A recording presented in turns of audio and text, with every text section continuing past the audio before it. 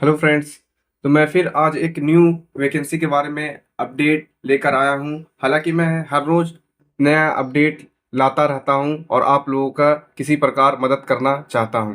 तो मैं आज फिर से एक रिक्वायरमेंट आया हुआ है जो लास्ट डेट है इसी महीने में। तो आपको ज़रूर इस रिक्वायरमेंट को भरना चाहिए। इसमें जॉब आपको पाना है तो आपको ये रिक्वायरमेंट देखना चाहिए और फॉर्म को फिल करना चाहिए, तब आपका सपना साकार होगा। तो आइए बात करते हैं। ये requirement border security force BSF air wings group C requirement आया हुआ है। आप इसमें post name constable, head constable, assistant sub inspector and sub inspector की पोस्ट है। वैकेंसी 82 है। आप इसमें भर सकते हैं जिनका एप्लीकेशन स्टार्ट डेट हुआ है 16 मार्च 2024 में और ऑनलाइन रजिस्ट्रेशन लास्ट डेट 15 अप्रैल 2024 को है। नीचे आते हैं तो एग्जामिनेशन फ़ी की बात करते हैं। जनरल ओबीसी ईडब्ल्यूएस के लिए 100 रुपया और फीमेल एससी एसटी ईएसएम के लिए 0 रुपया है। आप किसी भी मेथड से पेमेंट कर सकते हैं, debit card, credit card and net banking by etc. उसके बाद आपका date of birth ASI post age limit होना चाहिए 18 से 30 वर्ष और constable head constable post age limit होनी चाहिए 18 से 25 वर्ष। एज लिमिट काउंट होगा 15 अप्रैल 2024 से। आप कैलकुलेट करके एज अपना निकाल सकते हैं कि आप इसके एज के अंदर है या एज के बाहर है। नीचे बात करते हैं एज रिलैक्सेशन किसको मिलेगा। एससी एसटी को मिलेगा 5 साल के लिए, अदर बैकवर्ड के लिए 3 ईयर्स और ई एक्स सर्विसमैन के लिए 3 वर्ष, ओबीसी 6, एससी एसटी 8 वर्ष। ई एक्स सर्विसमैन जो रहेगा उनके लिए। गवर्नमेंट सर्वेंट के लिए यूआर 40 वर्ष, ओबीसी 43 वर्ष, एससी एसटी 45 वर्ष। Widow divorce women UR 35, OBC 38, SC ST 40। 1984 communal riot 2002 Gujarat riot UR 5, OBC 8, SC ST 10।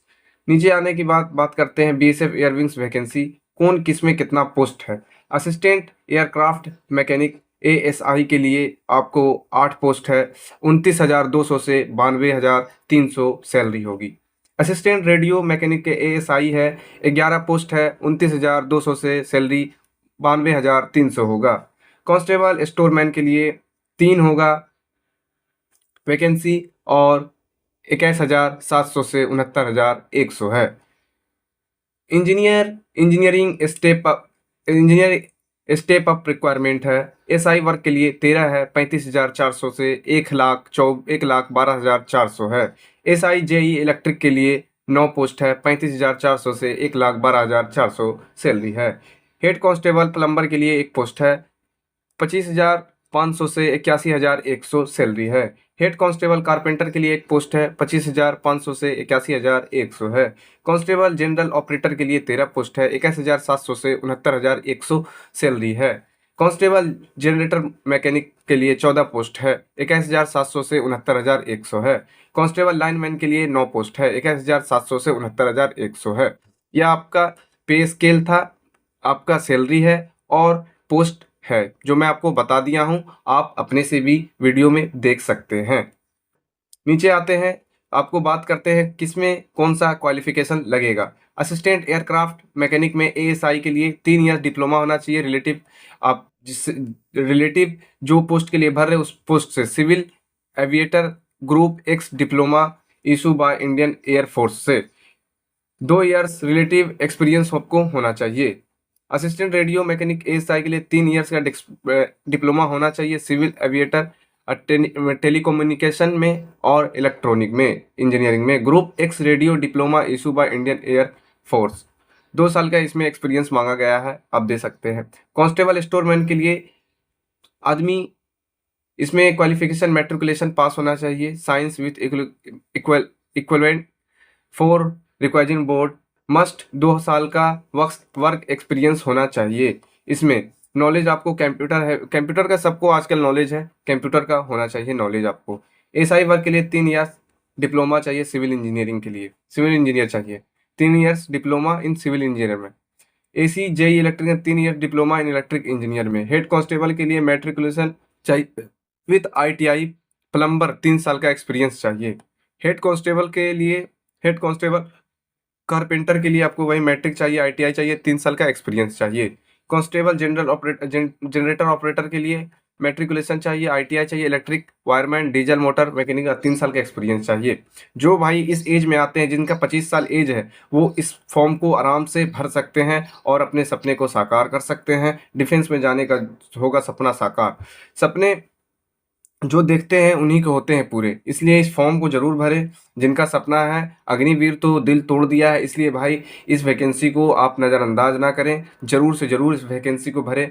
और आगे बात करते हैं कांस्टेबल लाइनमैन में आपको मैट्रिकुलेशन और ITI चाहिए, इलेक्ट्रिक वायरमैन में 3 साल का एक्सपीरियंस चाहिए। एक्सपीरियंस आराम से बनता है, उसके लिए परेशान ना हो, एक्सपीरियंस आप बना सकते हैं।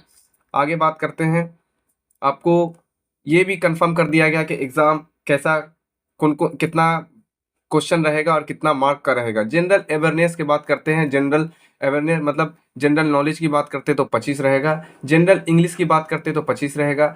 न्यूमेरिकल एप्टीट्यूड मतलब मैथ आपका 25 नंबर का रहेगा, और टेक्निकल सब्जेक्ट जिसका भी होगा वो 25 मार्क का रहेगा।